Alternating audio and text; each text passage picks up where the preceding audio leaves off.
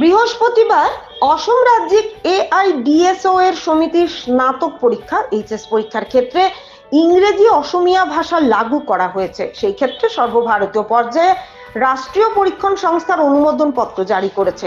রাষ্ট্রীয় পরীক্ষণ সংস্থার কর্তৃক CUET পরীক্ষা চালুর প্রবর্তনের তীব্র বিরোধিতা করে রাজ্য জুড়ে প্রতিবাদ দিবস পালন করা হয়। এর পরিপ্রেক্ষিতে করিমগঞ্জ জেলার উপায়ুক্ত মারফত সর্বভারতীয় শিক্ষা মন্ত্রণালয়ে একটি স্মারকপত্র প্রেরণ করা হয়। এদিন অতিরিক্ত জেলা উপায়ুক্তের হাতে স্মারকপত্র দিয়ে বরাকের সকল ছাত্রছাত্রী ভবিষ্যৎ অন্ধকার থেকে রক্ষা করার আবেদন জানান। এছাড়া সরকার কর্তৃক অতিরিক্ত পরীক্ষার মাসুল বাড়ানোর ফলে গরিব ছাত্রছাত্রীদের অসুবিধার সম্মুখীন হবে।